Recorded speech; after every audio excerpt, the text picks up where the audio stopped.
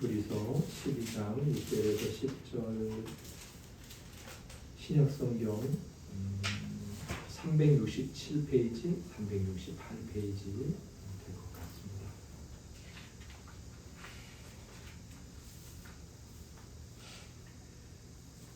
6절에서 10절까지 저와 함께 교독하도록 하겠습니다.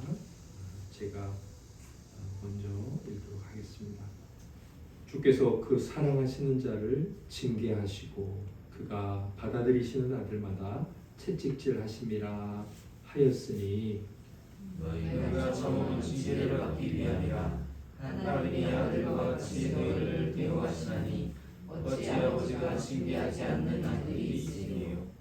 징계는 다 받는 것이거늘 너희에게 없으면 사생자요 친아들이 아니니라. 또 우리 육신의 아버지가 우리를 징계하여도 공경하였거든 하물며 모든 영의 아버지께 더욱 공경하여 하지 않겠느냐. 그들은 잠시 자기의 뜻대로 우리를 징계하였거니와 오직 하나님은 우리의 유익을 위하여 그의 거룩하심에 참여하게 하시느니라. 아멘. 하나님의 말씀의 은혜를 소망하면서 기도드리겠습니다.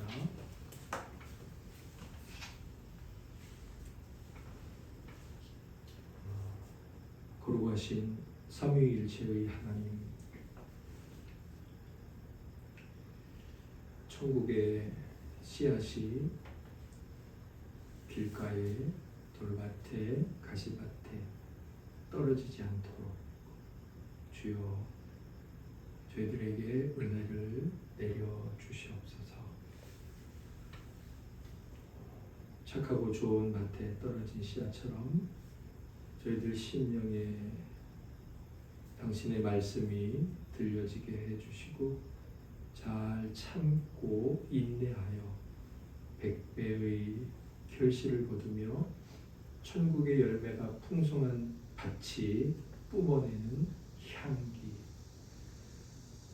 그 밭으로서의 감격, 그리고 그 영광이 저희들 각자의 삶에 있게 하여 주시옵소서. 영원한 생명을 얻는 이 도의 초보, 유아, 어린이 같은 믿음을 내어 던지고 장성한 데까지 이르도록 오늘도 저희들의 발걸음을 하나하나 옮겨 주시옵소서. 우리를 구원하신 예수님 이름으로 기도드립니다. 아멘.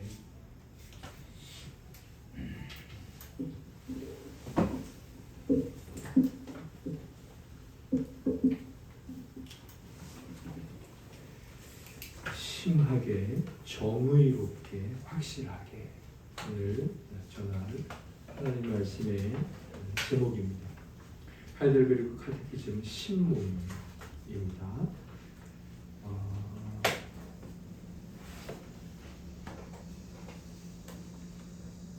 우리 먼저 신문 질문을 제가 읽으면 형제자매님들께서 답을 읽도록 하시겠습니다.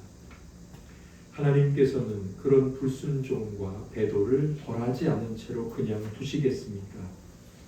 결코 그렇지 않습니다. 하나님은 우리의 원죄와 저원죄에 대해 진노하시며 그리하여 그가 친히 누구든지 율법책에 기록된 대로 모든 일을 항상 행하지 아니한 자는 저주 아래에 있는 자라고 선언하신 대로 이 땅에서 그리고 영원토록 오로지 심판으로 그들을 벌하실 것입니다.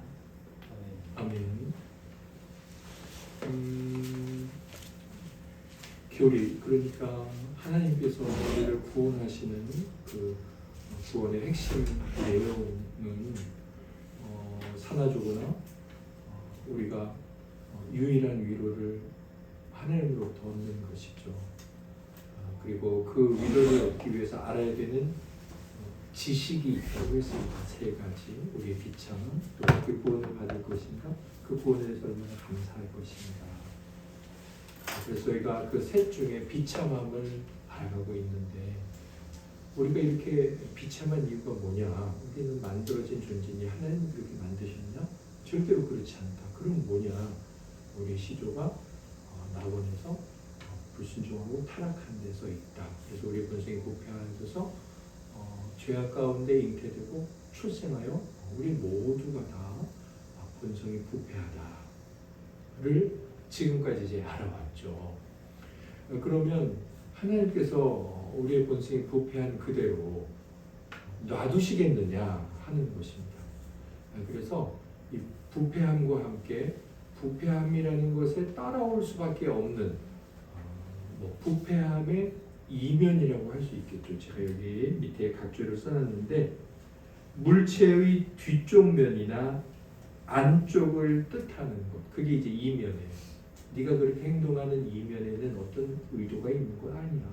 그럴 때 이면인데, 그래서 겉으로 드러나지 않는 내부의 속사정이라고 말을 하죠. 그 사람의 비참함, 부패함이라고도 할 수 있는 이 비참함의 이면을 살펴보는 거예요. 오늘부터. 그러면 사람의 비참함이나 부패함의 이면을 살펴보는 이유는 뭐겠어요? 우리가 이제 삼아주거나 유일한 위로를 얻기 위함이죠. 이면에는 뭐가 있느냐? 그 1번 보시면 형벌의 지극함이 있다. 형벌이 있다는 거예요. 부패는 그러니까 반드시 형벌이 있다는 겁니다. 네, 그런데 그 형벌이 그냥 형벌이 아니라 지극함인데요. 지극함은 한자인데 밑에 제가 인터넷 사전을 보니까 이렇게 되어 있어요. 어떤 정도나 상태가 극도에 이르러 더 이상 더할 수 없을 정도. 그럴 때 이제 우리가 지극하다는 거죠. 정말 사랑스럽다. 지극히 사랑스러워 그러면 더 이상 사랑스러울 수 없을 정도로 사랑스럽다는 거죠. 가장 최고. 그게 이제 지극함이라는 거예요. 그래서 저희가 이제 위로를 위해서 세 가지 지식 중에 비참함을 계속 다루다가 비참함의 이제 또 다른 면을 살펴보게 되었습니다. 신문은 오늘 이제 딱 맞춰요. 그러나 신문이 이어서 나오는 내용들이 계속 이 형벌의 지극함에 관한 내용들입니다. 일단은 오늘 아마 그 내용들의 주제와 같은 부분인 것 같습니다.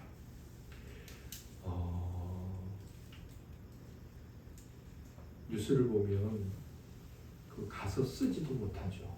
뭐 10시간 만에 길어봤자 이틀 만에 잡히는 전당포를 도둑질한 사람들 뚫고 들어가죠. 그런데 쓰지도 못하잖아요. 곧 잡히잖아요. 그 사람들이 거기를 왜 침노합니까? 전당포 금은방을 왜 침노해요? 금에 대한 은에 대한 지식이 있기 때문이죠. 그게 얼마 나간다. 그 얼마 나가서 팔아버리면 어떻게 살 수 있다. 그런 그 가치에 대한 지식이 있으니까 그 몇 시간 뒤에 잡힐 거 그거 정말 망각하고서 그냥 들어가는 거예요. 다 잡힙니다. 우리가 천국을 침노하려면 우리가 이제 천국을 침노하는 자라고 그랬는데 이 금은방을 침노하는 사람과 똑같지 않으면 절대로 천국을 침노하지 않습니다. 천국을 가지려 하거나 천국에 들어가려 하거나 그 천국의 가치가 어떤 것이다 절대로 침노하지 않습니다. 뭐냐면 똑같아요.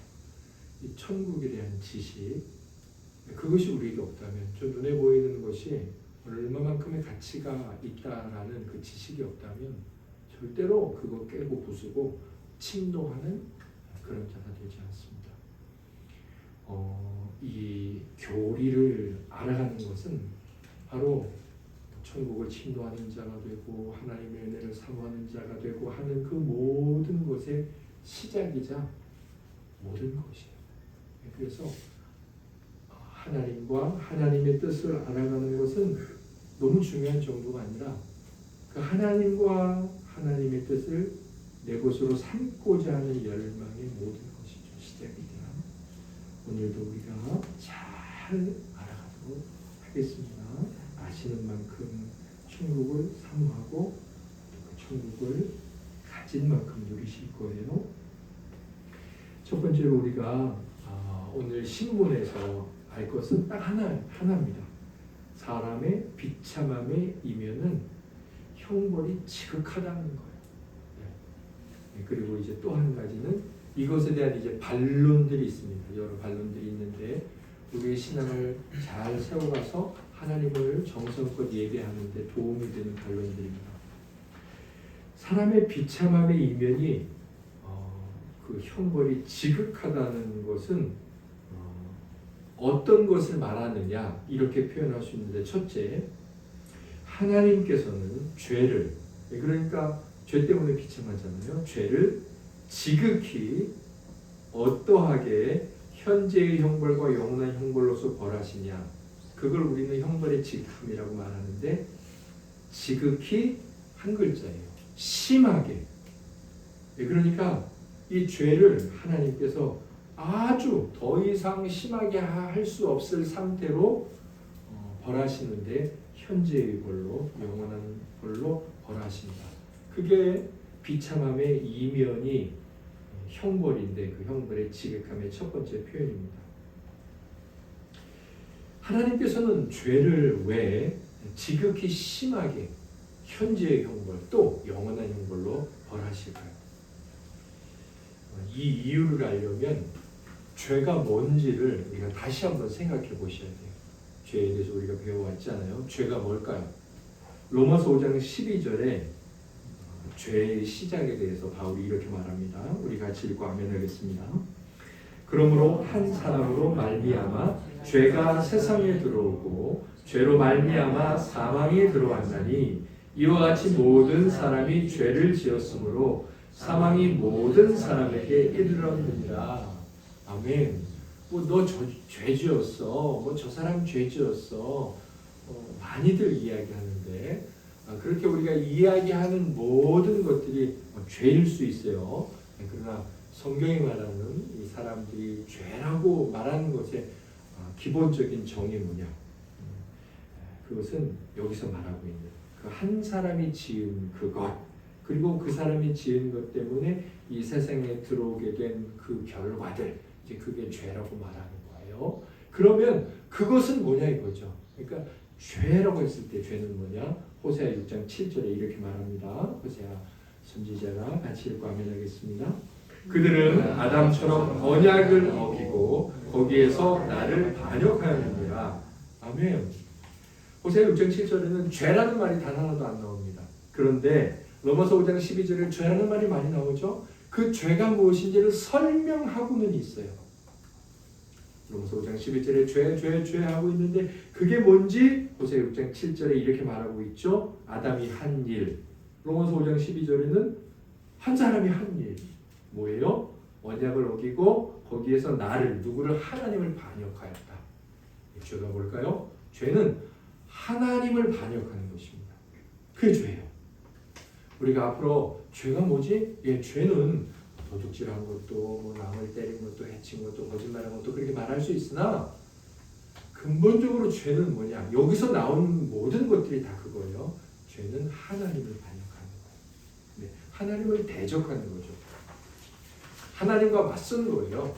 하나님이 이렇게 싫어. 그렇게 한 거죠. 죄는 하나님을 대적하는 거예요. 그러면 하나님은 어떤 분이죠? 무한히 선하신 분 아닙니까? 무한히 선하신 분. 무한히 선하신 분을 대적한 거예요. 그래서 무한히 선하신 분을 대적한 결과 그 형벌은 어때요? 무한히 벌을 받겠죠. 무한히 비참하겠죠.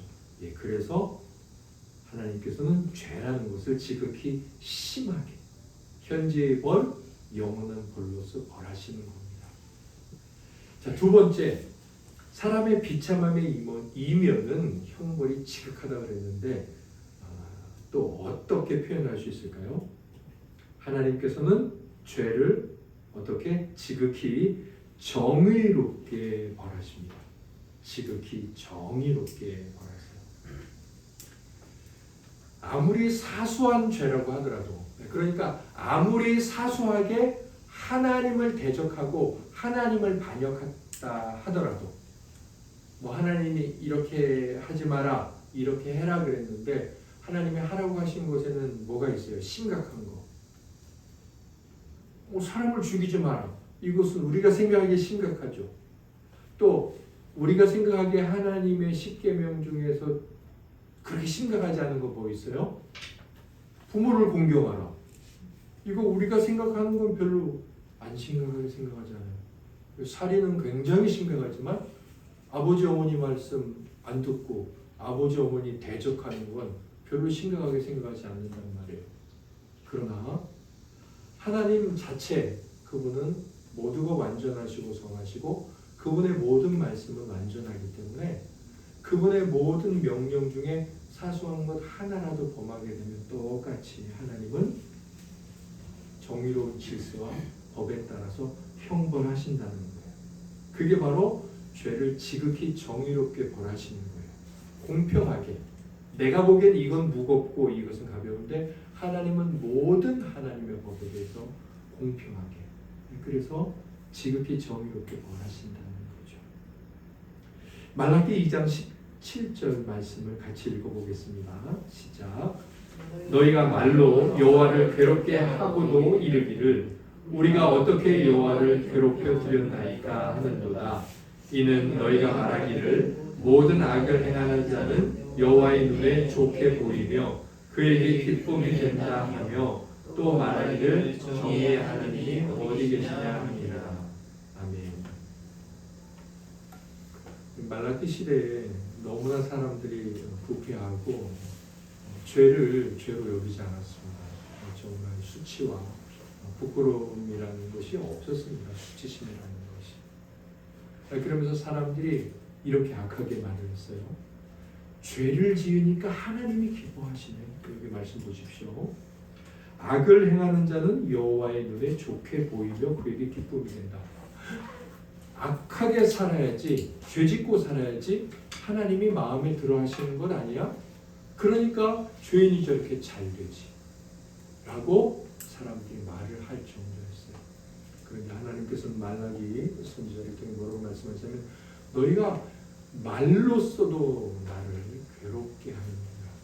바로 그렇게 너희가 말하는 것, 그렇게 생각하는 것이 나를 괴롭게 한다. 그 사람들이 이렇게 생각했습니다. 정의의 하나님이 어디 계시냐? 하나님은 정의가 없어요. 이렇게 사람들이 생각하고 말을 했습니다. 지금 이 시대에도 그렇지 않습니까? 우리들 마음에, 우리 성도들의 마음에도 그런 생각이 간혹 들 때가 있지 않습니까? 악인이 너무 잘 되니까 이건 아무리 생각해도 이건 아닌데 정말 하나님 계시지 않은 것일까? 뭐 그렇게 하나님을 원망하는 것은 아니지만 마음에 한탄이 나오기도 합니다.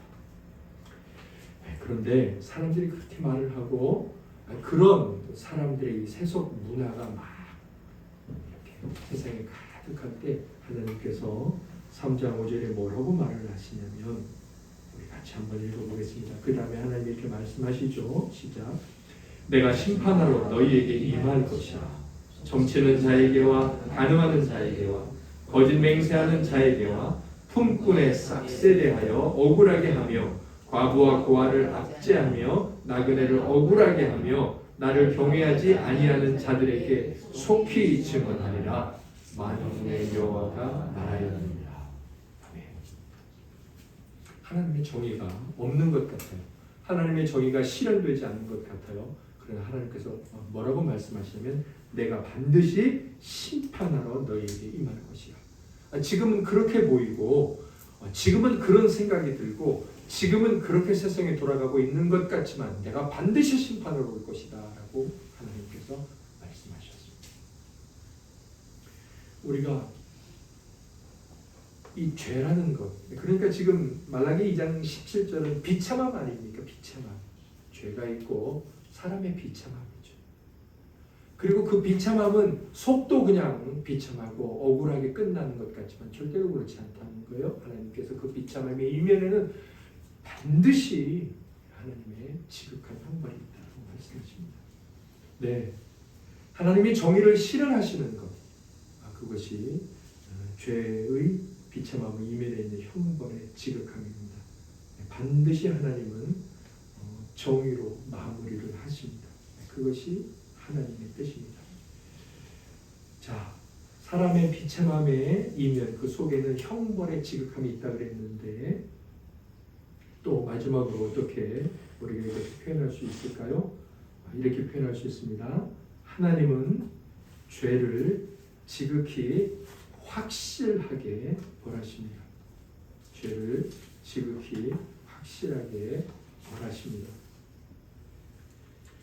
갈라디아서 3장 10절 말씀을 같이 읽도록 하겠습니다. 오늘 이제 이 하이델베르 카테키즘 신문의 답에도 나오는 내용인데요. 같이 읽고 아멘하겠습니다. 무릇 율법 행위에 속한 자들은 저주 아래에 있나니 기록된 바 누구든지 율법책에 기록된 대로 모든 일을 항상 행하지 아니하는 자는 저주 아래에 있는 자라 하였습니다. 아멘. 바울이 이렇게 말하는 것이 아니고 하나님께서 구약에서 하신 말씀을 인용해서 이렇게 말하는 거예요. 그러니까 이것은 하나님의 말씀이죠. 하나님이 뭐라고 말씀하시냐면 누구든지 어떤 사람이든지 한 번 이상 태어난 사람은 율법책에 기록된 대로 모든 일을 항상 그렇게 살아가지 않는다면 저주 아래 있는다.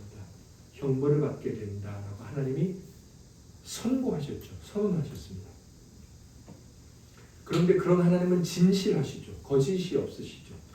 그래서 하나님이 말씀하신 것은 반드시 그렇게 하시겠죠. 예, 그렇기 때문에 하나님께서 형벌의 지극함에 대해서 이렇게 말할 수 있어요. 하나님은 이렇게 말씀하셨기 때문에 반드시 확실하게 하나도 빠짐없이 벌하신다. 예. 이렇게 세 가지 하나님이 사람의 비참함에 대해서 어떻게 형벌하시느냐. 지극하게 형벌하신다. 어떻게? 지극히 심하게 현재와 영원토록 형벌하시고 지극히 정의롭게 형벌하시고 또 지극히 확실하게 모든 것에 대해서 어떤 것 하나 예외 없이 아무리 작든 크든 형벌하신다. 이것이 사람의 비참함의 이면에 있는 형벌의 지극함입니다. 네, 반드시 이렇게 됩니다. 이렇게 될 수밖에 없죠. 그리고 그 벌은 영원하고요. 이 땅에서도 벌을 받고 있고요. 그러나 그것은 하나님의 정이고요. 반론이 있습니다. 성경은 성경의 근거에서 이렇게 말하고 있고 또 이렇게 말할 수 있는데 반론이 있습니다. 첫 번째 반론을 우리 같이 한번 읽어볼까요? 성경이 이렇게 말하고 있는데도 또 다른 의견을 제시하네요. 첫 번째 반론을 읽어보겠습니다. 시작. 본인이 인생에서 번영을 위하여 형벌을 받지 않고 많은 일들을 하니까 그러므로 모든 죄가 형벌을 받는 것이 아니다. 네. 자, 이것은 형벌, 극심한 형벌 몇 번째에 대한 반론 같습니까? 첫 번째죠. 첫 번째 뭐라고 말했습니까? 지극히 심하게 현재의 형벌과 영원한 형벌로서 하나님이 벌하신다 그랬는데 현재 가만히 보면 뭔가 번영을 누리고 있는 사람도 있죠. 분명히 죄악 가운데 있었던 자인데 그리고 형벌을 받지 않는 것처럼 보이죠. 그러니까 하나님이 말씀하신 모든 죄가 형벌을 받는 것은 아닌 것 같다. 이런 생각이 들 수 있죠. 실제로 성경의 성도 한 사람도 이런 일 때문에 고민을 했습니다. 그러니까 이건 뭐 세상에 있는 사람들의 반론만은 아닌 것 같아요. 시편 73편에 보면 아삽이 우리 2절부터 5절까지 같이 읽어보겠습니다. 나는 거의 넘어질 뻔하였고 나의 걸음이 미끄러질 뻔하였으니 이는 내가 악인의 형통함을 보고 오만한 자를 질투하였음이로다. 그들은 죽을 때에도 고통이 없고 그 힘이 강건하며 사람들이 당하는 고난이 그들에게는 없고 사람들이 당하는 재앙도 그들에게는 없나니. 아멘. 하나님 믿어서 뭐하지? 예수 그리스도를 믿어서 뭐하지? 내가 이렇게 성경대로 살아서 뭐하지? 오히려 안 믿는 사람이 더 잘 되는데 이런 생각을 바로 이 73편을 쓴 사람이 했습니다. 아삽이 했습니다. 네, 그래서 신앙에서 넘어질 뻔하였다는 거죠. 네, 이런 일들이 있는데 우리는 이런 일들에 대해서 어떻게 성경에 근거해서 바른 하나님의 뜻을 품을 수 있을까요? 시편 37편 14절 15절에 먼저 첫 번째 하나님의 분명한 말씀이 나오는데요. 같이 읽고 아멘 하겠습니다. 악인이 칼을 빼고 활을 당겨 가난하고 궁핍한 자를 엎드려 뜨리며 행위가 정직한 자를 죽이고자 하나 그들의 칼은 오히려 그들의 양심을 찌르고 그들의 활은 부러지리로다. 아멘. 우리가 악한 자가 잘 되고 또 죄를 짓고 있는 자가 오히려 우리보다 더 나은 삶을 살고 있는 것 같을 때 그래서 그냥 죄 짓고 살아도 되는 것인가 이런 마음이 있을 때 시편 37편 14절 15절 말씀을 항상 기억하며 되새겨야 하는데 그것은 무엇이냐면 칼을 빼서 가난한 사람들을 착취하고 그들을 억압하고 그런 사람들에게 어떤 하나님의 형벌이 임하느냐 15절에 뭐라고 말합니까?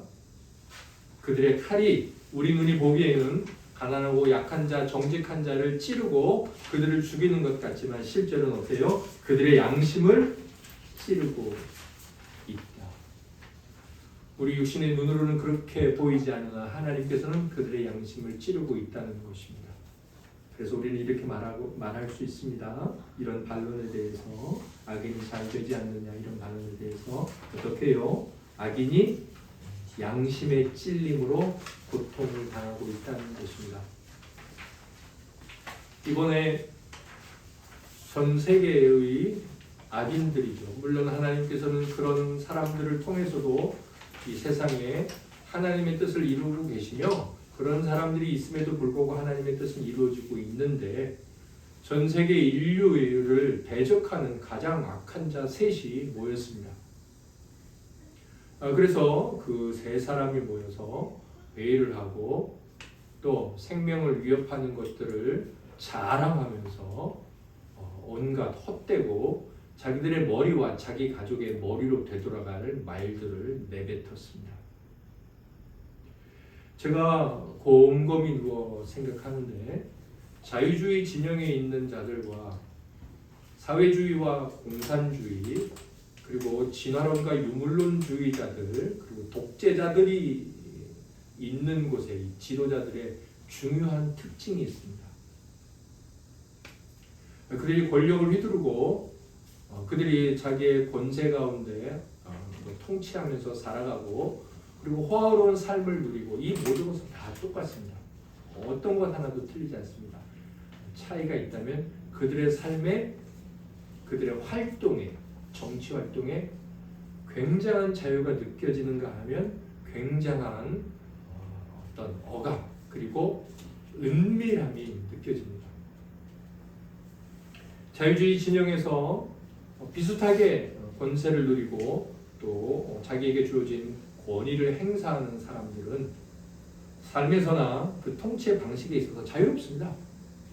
기자들이 자유롭게 비행기를 타거나 자동차를 타거나 또 그를 호위하는 일에도 자유롭습니다. 자유롭게 합니다. 그러나 그 셋을 비롯하여서 나머지 독재자들의 통치와 그들의 삶의 행보에는 굉장한 은밀함이 있습니다. 사람들이 알지 못하는 데 이동을 하고 사람들이 분간하지 못하는 방식으로 행동하고 그리고 그들을 지키고 보호하는 방식에도 은밀합니다. 삶 자체가 은밀합니다. 왜 그럴까요? 살해 위협을 당하기 때문이죠. 살해 위협을 당한다는 것은 무엇일까요? 자발적으로 주변에 있는 사람들이 그를 보호하고 지켜주려고 하는 것일까요? 자발적이겠죠. 자기들의 생명을 위해서. 궁극적으로는 그 본인의 두려움입니다. 북한의 김정은이 왜 그렇게 호위하는 사람들과 왜 그렇게 알 수 없는 방식으로 어디에서 근거하는지도 모르고 그렇게 살아가고 있을까요? 지금도. 왜냐하면 두렵기 때문입니다. 자기가 스스로. 자기가 무슨 일을 하고 있는지 스스로 느끼기 때문이죠. 하나님이 말씀하신 그대로입니다. 시편 37편 악인의 칼은 오히려 그들의 양심을 찌릅니다.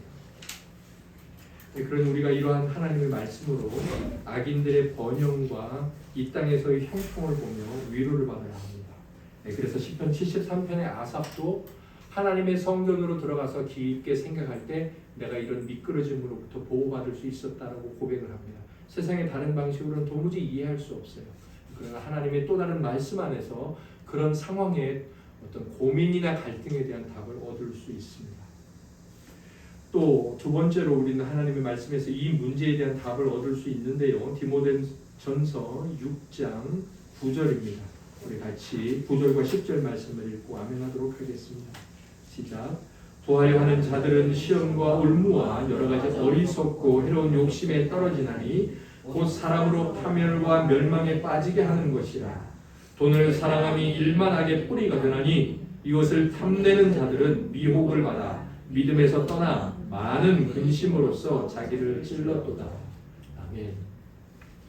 여기 뭐라고 말씀합니까? 부자가 되고 싶은 열망이 있습니까? 여러분들 그것은 반드시 시험과 올무에 떨어진다고 말합니다. 반드시 올무에 걸릴 것입니다. 보이스피싱이나 이런 게 왜 우리를 미혹합니까?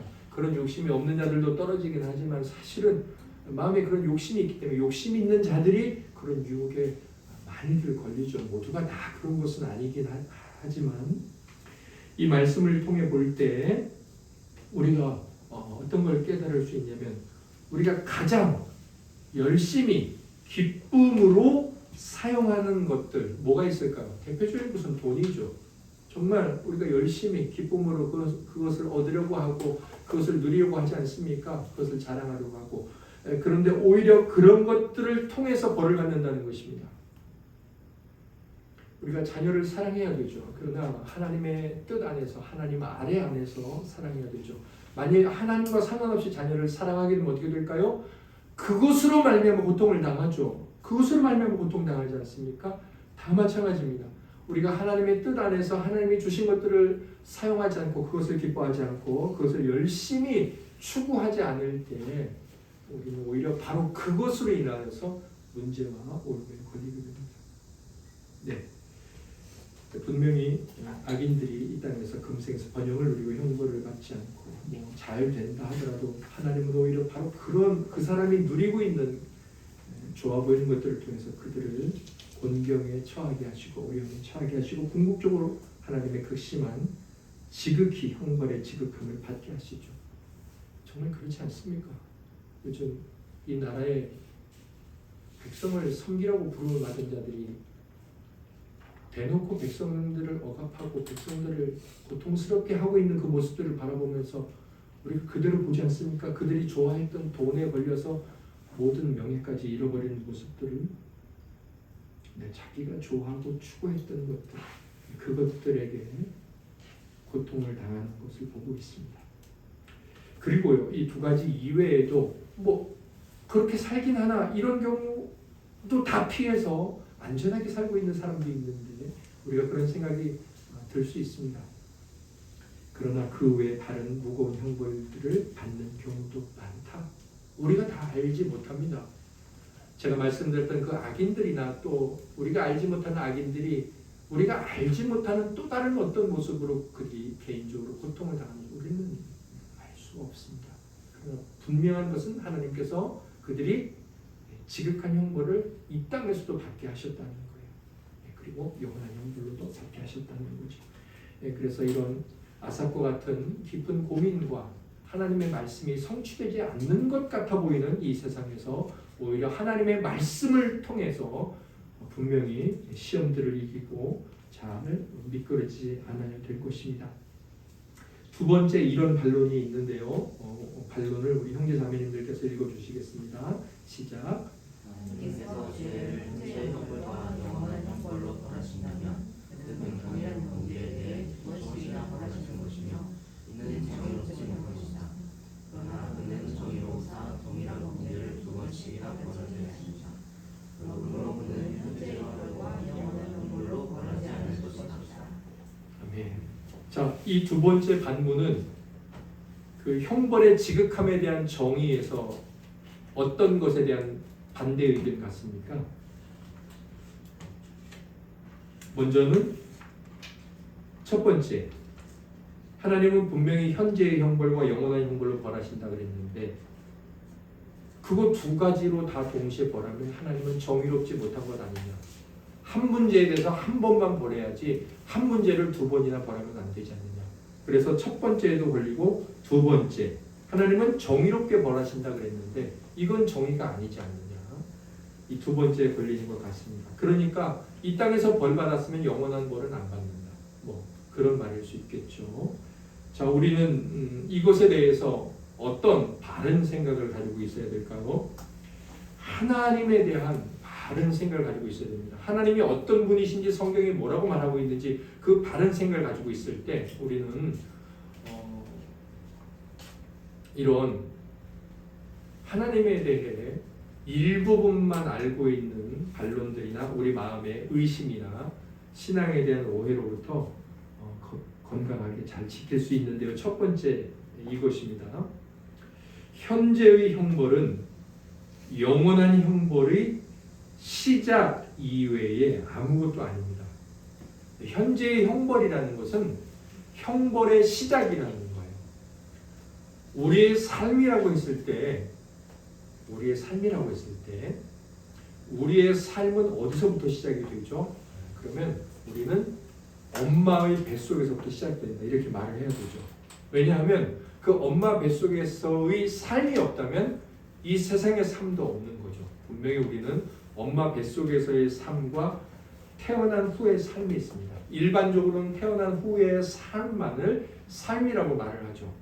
그러나 분명히 엄마 뱃속에서의 10개월도 우리의 삶인 거죠. 그러면 이것을 뭐라고 표현하면 좋을까요? 삶의 시작이다. 이렇게 표현하면 어떨까요? 뭐 제 생각이긴 하지만 분명히 엄마 뱃속에 삶은 있고 그것을 삶이라고 표현할 때 삶의 시작이다. 그리고 이 땅에서의 삶은 삶의 내용이다. 또는 마지막이다. 이렇게 말할 수 있겠죠. 그리고 신앙이 있는 우리에게는 뭐라고 말할 수 있을까요? 천국에서의 삶이 삶의 마지막이다. 그래서 우리는 세 가지로 삶을 말할 수 있겠죠. 엄마 뱃속에서의 시작, 육신의 삶으로서의 과정, 그리고 천국에서의 마지막. 분명히 이렇게 말할 수 있겠죠. 하나님의 형벌도 마찬가지예요. 이 땅에서의 형벌과 영원한 형벌이 다른 두 개로서 우리에게 주어지는 것이 아니라 동일한 형벌에 이것은 시작이고 저것은 어떤 이제 본론에 해당되는 내용이라는 거죠. 그렇게 현재의 형벌은 시작 이외에 아무것도 아니라는 것입니다. 그것이 시작이라는 것은 다른 우리 삶에 대한 예로 하나님의 설명으로 분명히 이야기할 수 있다는 것이고요. 또 하나 현재의 형벌이 영원한 형벌에서 분리되지 않는다는 거예요. 왜냐하면 그것은 시작이니까. 우리의 삶이 어머니의 삶과 이 땅에서 삶이 분리되지 않죠. 시작과 본 내용이 분리되지 않습니다. 어머니 뱃속에 있었던 그 아이가 그대로 태어나는 거죠.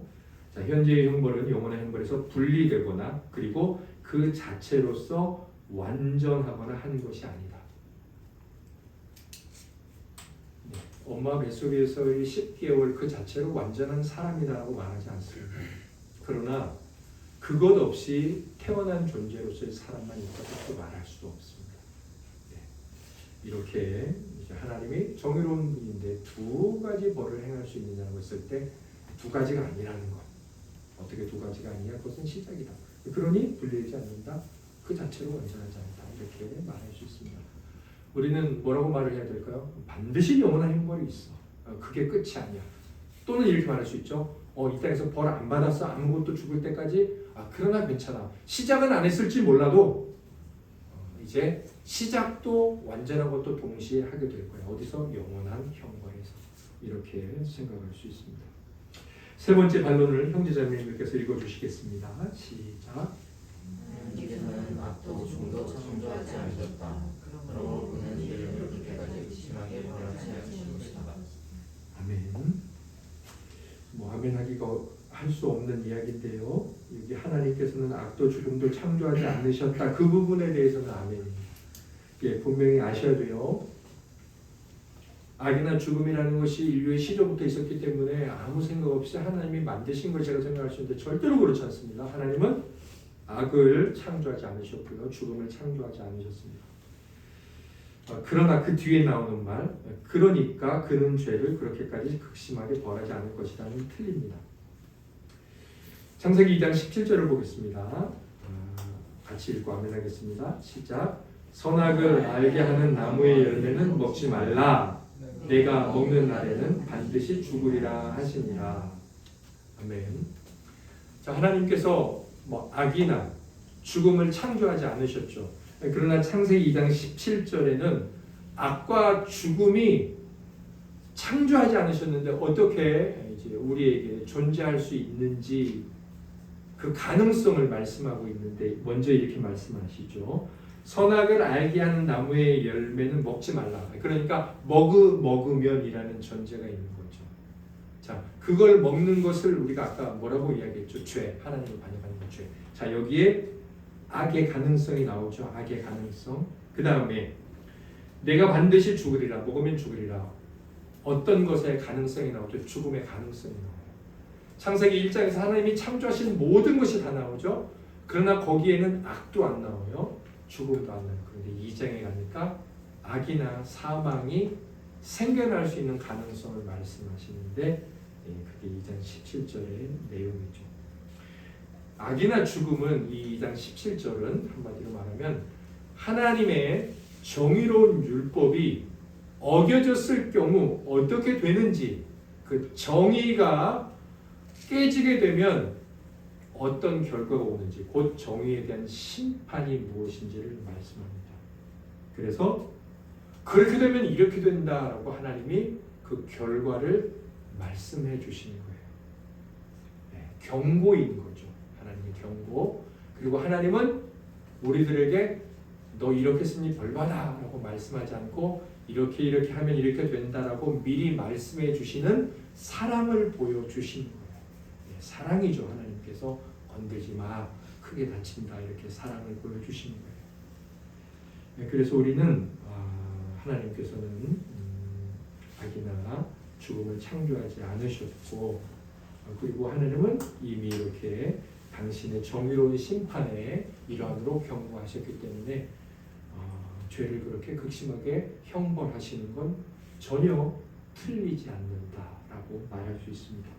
아모스 3장 6절에는 이런 형벌이 내리는 일에 대해서, 지금 우리나라도 가뭄이 극심한 지역이 있죠.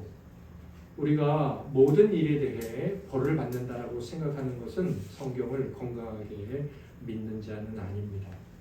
그러나 이런 어려운 일이 있을 때, 특별히 가뭄이나 이렇게 장마나 이런 일들이 있을 때 또 우리가 할 수 없는 일이잖아요. 그러면 그런 일에 대해서는 더더욱이 하나님 앞에 엎드려 뭐 하는 게 좋을까요? 회개하는 겁니다. 회개하고 하나님의 자비를 구하고, 비록 우리의 죄 때문이 아닐지라도 하나님의 사랑과 은혜를 간구해야 되겠죠. 그럼에도 성경은 아모스 3장 6절에 이렇게 말합니다. 같이 읽고 아멘하겠습니다. 성읍에서 나팔이 울리는데 백성이 어찌 두려워하지 아니하겠으며 여호와의 행하심이 없는데 재앙이 어찌 성읍에 임하겠느냐. 핸드폰에서 가끔 새벽이고 뭐 이렇게 알림은 울리죠. 비상. 네, 그거 어떤 이야기예요?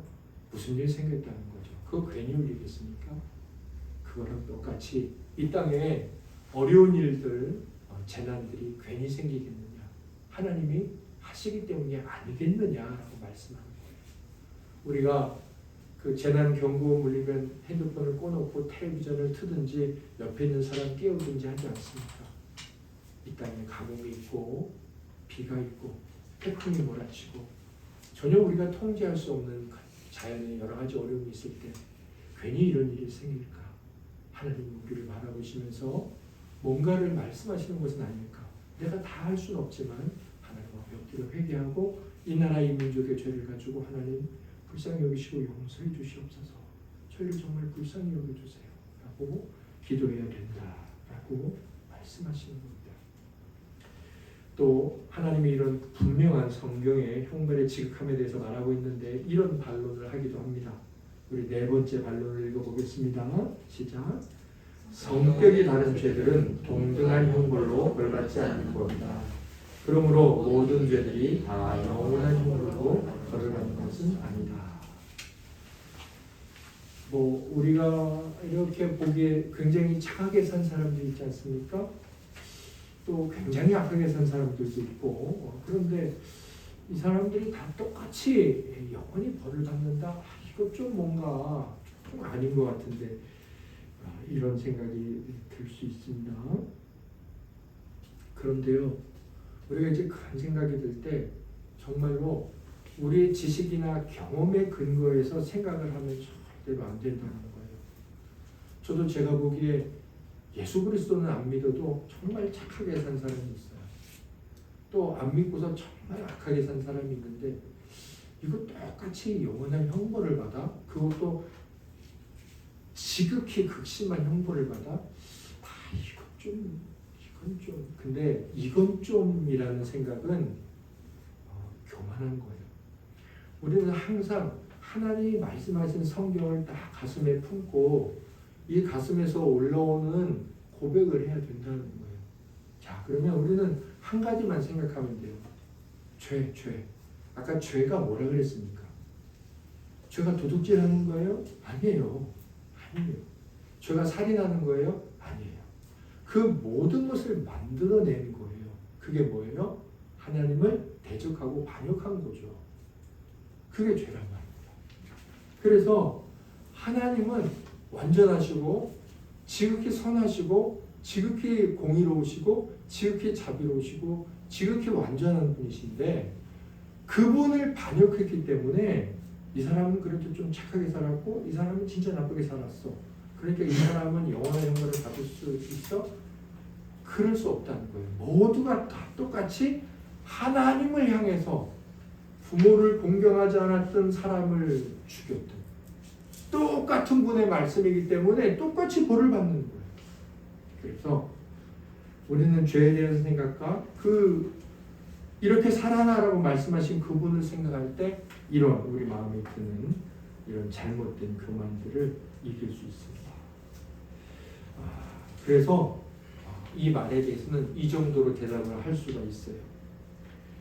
형벌의 기간에 있어서는 동등하게 형벌을 받습니다. 그러니까 영원한 형벌을 받습니다. 모든 사람. 그러나 형벌의 경중에는 차이가 있습니다. 네. 지옥에 가게 되면은 영원히 지옥입니다. 그러나 아주 조심스럽게 성경에 그래서 봤을 때 그곳에서 받는 벌의 무게에는 차이가 있습니다. 그 이상은 우리가 알 수가 없어요. 예.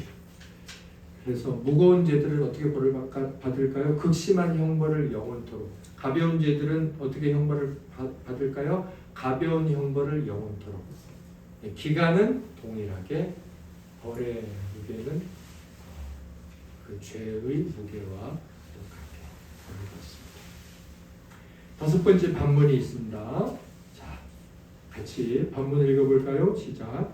만일 하나님이 영원한 형벌로 죄를 벌하신다면 우리 모두가 멸망하든지 아니면 하나님의 정의가 만족되지 못하든지 둘 중에 하나의 결과밖에는 없을 것이다. 맞아요. 이 말 맞습니다. 자, 만일 하나님이 영원한 형벌로 죄를 벌하신다면 저와 여러분들은 태어날 때부터 아니 엄마 뱃속에서부터 죄가 있어요. 계속 거슬러 올라갔더니 인간의 시작부터 죄가 있네. 자, 그러면 우리 모두가 멸망하겠죠. 저와 여러분 멸망합니다. 하나님이 이렇게 말씀하셨으니까요. 반드시 멸망합니다. 그런데 하나님이 아니다. 징계는 봐주자. 징계는 봐줬어요. 그러면 우리가 어때요? 우리가 가만히 있겠어요? 뭐라고 말해요? 하나님께. 하나님 정의롭지 못하네요. 죄도 죄가 있어요. 내가 죄인 아닙니까? 내가 임신했는데 죄인인 내가 임신했으니 죄는 임신했을 때부터 죄가 있어요. 하나님 정의롭지 못합니다. 자, 하나님이 누군가 한 사람 봐줬어요. 그럼 하나님 어떻게 될까요? 정의롭지 못한 분이 돼요. 그래서 하나님 어떻게 되죠? 아예 다 멸망시켜버려. 다 멸망하는 거예요. 이 말 맞아요. 네, 하나님이 죄인을 극심한 형벌로 벌하신다면 우리는 다 멸망할 겁니다. 아니면 정의롭지 못할 겁니다. 하나님께서요. 그런데 우리 모두가 다 멸망하지 않을 수 있습니다. 우리 모두가 멸망하지 않는데도 하나님의 정의로움이 손상을 입지도 않습니다. 하나님께 막 손가락질하면서 아니 왜 쟤는 멸망하지 않았어요? 쟤도 죄인인데 그렇게 말할 수 없는 일이 있습니다. 왜냐하면 우리 주 예수 그리스도께서 죄인들을 대신해서 벌을 받으셨는데 그 벌은 어떤 벌이냐면 극심한 형벌, 그러니까 영원한 분을 향하여서 그 영원한 분이 말씀하시는 것을 감당하는 벌을 받으셨기 때문입니다. 어떻게? 그분이 하나님으로서 인간이 벌을 받으면 한 70년, 80년짜리 벌을 씻는 것밖에 안 되는데 그분은 영원하신 하나님이시기도 해요. 그래서 영원하신 하나님이 벌을 받으셨기 때문에 그 벌은 영원히 벌을 해결하는 속죄가 되는 거예요. 아멘. 할렐루야. 이사야 53장 5절을 볼까요? 그가 찔림은 우리의 허물 때문이요 그가 상함은 우리의 죄악 때문이라 그가 징계를 받음으로 우리는 평화를 누리고 그가 채찍에 맞음으로 우리는 나음을 받았도다. 아멘. 할렐루야. 그래서 예수 그리스도를 믿는 건 이렇게 놀라운 일입니다. 예수 그리스도께서 인성과 신성이죠. 이제 뒤에 가면 중보자 예수 그리스도가 나오는데 거기서 자세하게 될 거예요. 그분이 왜 인간이면서 하나님이냐? 말도 안 된다.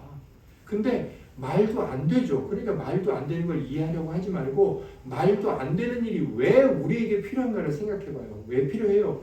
우리를 대신해서 벌을 받아야지 우리 죄가 해결될 거 아닙니까? 아니 사람이 죄를 졌는데 걔가 벌을 받아요? 하나님이 그거 용서해 주시겠어요? 안 되잖아요. 그러니까 사람이 벌을 받으셔야 돼요. 그래서 사람이신 예수 그리스도에서 오셔야 되죠. 그런데 그분이 그냥 사람이 그 죄 문제를 해결하면 아까 말씀드렸듯이 사람이 살 동안 70년, 100년의 해결밖에 안 돼요. 그러면 그 70년, 100년 이후의 사람들, 그 사람들의 죄는 어떻게 해결해요? 그러니까 영원하신 하나님이 벌을 받으셔야죠. 그래서 그분은 또한 하나님이신 거예요. 왜 그러한 분이 우리의 구원자가 되셔야 하는지 그 이유를 논리적으로 생각해 보면 초등학교 어린아이도 생각할 수 있죠. 이해가 안 돼. 도무지 믿을 수 없어. 그것을 믿으려고 하는 것이 아니라 왜 우리에게 그것이 필요한지는 성경이 말하고 있기 때문에 그것만 알면 그분이 우리에게 필요할 수밖에 없다는 것을 알게 되어서 성경이 너무나 논리적이고 우리를 위해서 그분을 보내시는 하나님의 그 크신 사랑과 그 방법이 그러므로 동정녀일 수밖에 없어. 당연하네. 그러니까 동정녀가 아이를 낳을 수밖에 없지. 그것을 믿을 수밖에 없는 거죠. 또 하나님의 이런 지극히 심한 형벌에 대해서 이런 반론이 있을 수 있습니다. 마지막 반론인데요. 함께 반론을 읽어보겠습니다. 만일 하나님께서 우리 죄를 그리스도에게 지우시고 그를 권하셨다면 그가 과연 정의로우시다면 우리에게는 더 이상 형벌을 가하시지 말아야 옳을 것이며 따라서 의인이 금생의 환난을 당하는 것은 부당하다. 네, 이거는 이제 5번의 반론의 해결을 얻은 우리한테 해당되는 반론이죠. 그래 맞아. 예수님이 내 죄를 다 해결했는데 내가 왜 지금 이렇게 몸이 아프고 고통을 당하고 내가 왜 이렇게 벌을 받고 이 땅에서도 왜 이렇게 살지? 그런 고민이 성도들에게 있죠. 네, 그때 우리는 어떻게 이겨야 합니까? 오늘 우리가 함께 중심 본문으로 붙던 히브리서 12장 말씀입니다. 6절에서부터 10절까지 저와 함께 교독하도록 하겠습니다. 제가 6절을 먼저 읽겠습니다. 주께서 그 사랑하시는 자를 징계하시고 그가 받아들이시는 아들마다 채찍질 하심이라 하였으니 너희가 청함은 지혜를 발휘함이라 하나님이 와서 저희를 미워하시나니 어찌 아버지가 징계하지 않는 아들이세요. 징계는 다 받는 것이거늘 너희에게 없으면 사생자요 친아들이 아니니라. 또 우리 육신의 아버지가 우리를 징계하여도 공평하거든 하물며 모든 영의 아버지께 또 복종하며 살려야 하지 않겠느냐. 우리 다 함께 읽겠습니다. 그들은 잠시 자기의 뜻대로 우리를 징계하였거니와 오직 하나님은 우리의 유익을 위하여 그의 거룩하심에 참여하게 하시느니라. 아멘. 가끔 아버지한테 욕먹고 혼나죠. 근데 우리 어떻게 해야 합니까? 맞습니다. 해야 되죠. 왜? 우리를 사랑하니까. 그런데 가끔 아버지가 자기 기분 나빠서 혼내킬 때 있죠. 그래도 듣고 있는 거죠. 육신의 아버지한테도 그렇게 하잖아요. 그런데 우리 영혼의 아버지인 하나님께서 우리를 징계하지 않겠냐고요. 우리를 혼내키지 않겠냐고요. 우리를 어려움 가운데, 우리를 눈물 가운데, 우리를 근심 가운데 떨어뜨리지 않겠냐고요. 그분이 육신의 아버지도 사랑이 많아서 그렇게 하는데 그분이 사랑 때문에 그렇게 하지 않겠느냐고요. 그리고 또 하나 중요한 건 뭐예요? 육신의 아버지는 자기 뜻대로, 자기 감정대로, 자기 기분대로 닥치는 대로 할 때도 있지만 우리 아버지는 어때요? 하늘에 계신 아버지는 뭐라고 말해요? 그의 거룩하심에 참여하기 위하여 우리의 유익을 위하여 모든 일을 그렇게 하신다는 겁니다.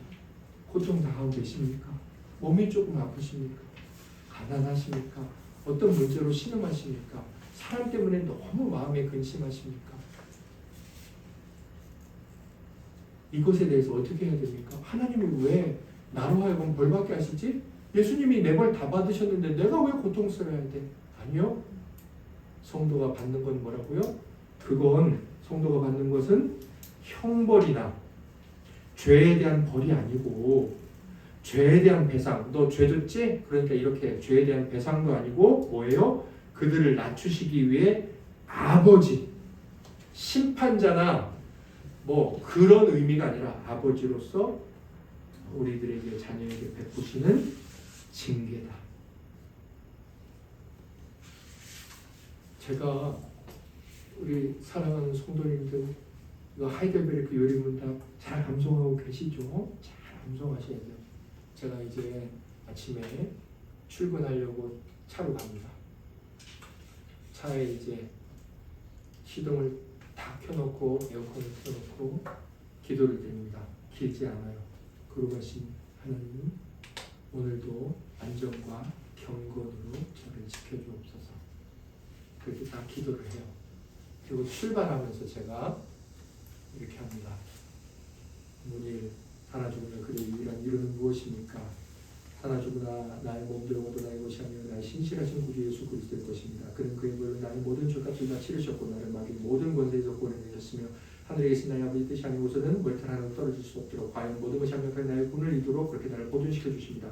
그러므로 그는 그의 성령으로 말미암아 나를 영생을 확신하게 하시며 이제부터 그를 위해 살기를 간절히 받아도록 만드시고 또한 그렇게 살 준비를 갖추도록 만드십니다. 문이 이런 위로 가운데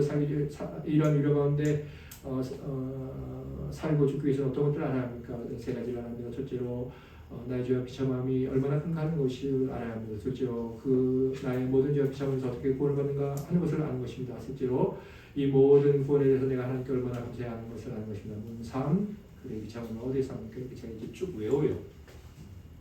쭉 외웁니다. 제가 문 1에서 이렇게 고백했죠.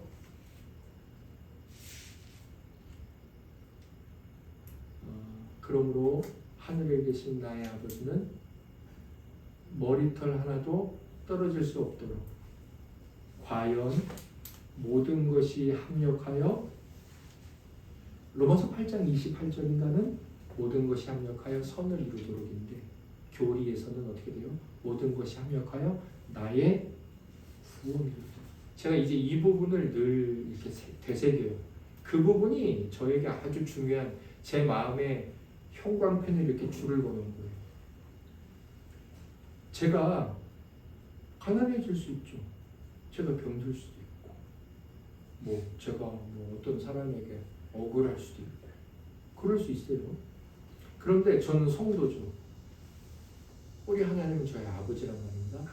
그러면 그 일은 나에게 어떤 단 하나의 목적이 있는데 그게 뭐냐?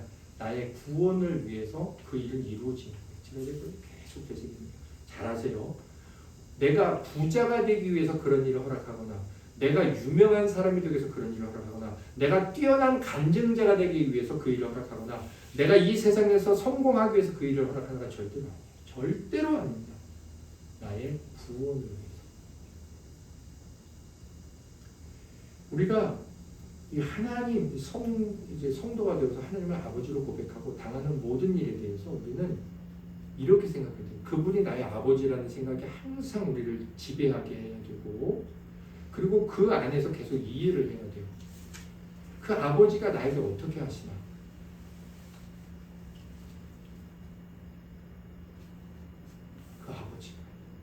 그 아버지가 나를 늘 어떻게 생각하시나?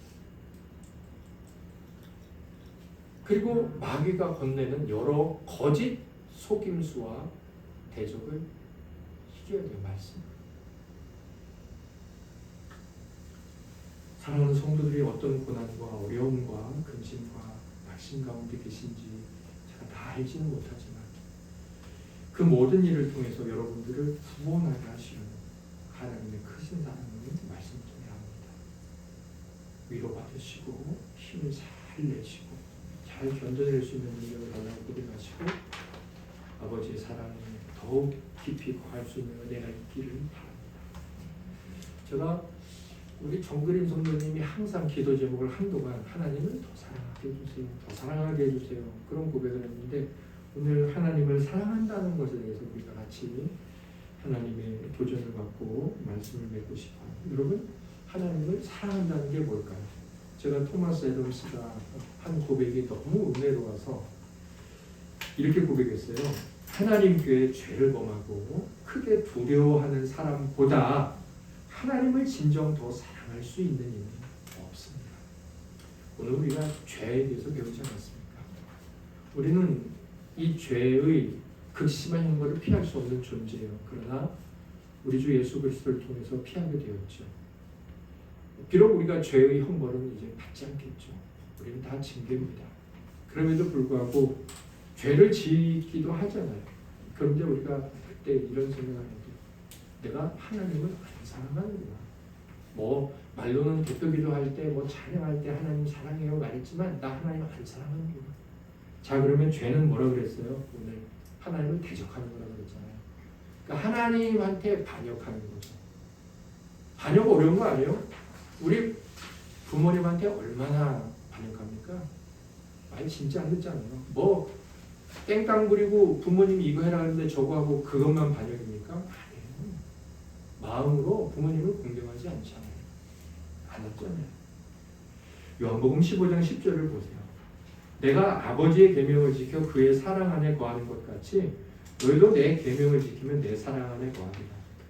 이 말씀은 어떻게 느껴집니까? 예수 그리스도께서 성부 하나님의 계명을 지키니까 성부 하나님이 예수님을 사랑하는 것으로 느껴지죠. 계명이라는 건 그런 거예요. 아, 내가 지키니까 저분이 나를 사랑해 주는 게 느껴져. 뭐 우리 관계도 그렇죠. 그런데 이걸 반대의 입장에서도 말씀하셨어요. 요한복음 14장 15절은 반대예요. 너희가 나를 사랑하면 나의 계명을 지키리라. 그러니까 예수 그리스도께서도 마찬가지겠죠. 이 15장 10절로 적용이 돼요. 내가 아버지께서 사랑을 받기 위해서 계명을 지켜 뭐 그런 의미로 15장 10절을 이해하면 되지만 14장 15절은 내가 사랑을 받기 위해서가 아니라 내가 사랑하기 때문에 계명을 지켜라 이렇게 말씀하십니다. 주님이 우리가 뭐라고 말씀하십니까? 너 계명을 지키면 내가 사랑할게. 뭐 그런 의미로 15장 10절을 해석한다면 반대로 너 나 사랑해? 그럼 내 계명 지켜. 그렇게 요한복음 14장 15절을 받아들일 수 있다는 거죠. 하나님은 우리를 너무 사랑하셔서 이 성경에 있는 내용들을 말씀하지 않습니까? 우리가 하나님을 사랑한다는 것은 또 하나님의 사랑 안에 거한다는 것은 이 하나님의 말씀들을 이렇게 읽고 이걸 붙들고 기도를 드리고 이걸 내 마음에 새겨서 이걸 내 삶의 원칙과 원리로 하나씩 이렇게 적용해보고 근데 반드시 실패해요. 그러면 어떻게 하면 돼요? 또 성경에 적용하면 되지. 회개해라? 또 회개하고 자꾸만 회개하고 따르고 회개하고 따르고 난 너무 치사해. 아니? 성경에 그렇게 하라고 했으니까 그 사람 치사한 거 아니에요. 또 하면 돼. 뭐 하루에도 100번. 예수님이 뭐라고 말씀하셨어요? 70번씩 7번. 네. 뭐 하루에도 뭐 그렇게 또 해도 돼요. 괜찮아요. 그러면서 하나님 앞에 진심으로 주여 불쌍히 여겨주세요. 얼마나 한심해요 내가. 그런데 하나님 내가 얼마나 한심합니까? 그 얘기도 하면서 하나님 저를 정말 불쌍히 여겨주세요. 그러면서 하나님을 알아가고 이렇게 우리가 하나님을 알아갈 때 정말 하나님을 너무 예배하고 싶고 하나님을 더 사랑하고 싶어져요. 사랑하면 더 사랑하고 싶어지고 하나님을 정말 찬양하고 싶고 하나님의 말씀이 이제 우리 삶에서 이렇게 경험되어지고 귀로만 들었는데 이제 눈으로 보여지는 거 하나님의 놀라운 역사들이 반드시 있죠. 벌도 현재의 벌과 영원한 형벌이 있는데 하나님의 상은 현재의 상이 왜 없겠습니까? 다 같이 일어나서 하나님 앞에 찬양을 드리려고 드리겠습니다. 찬송가 224장입니다.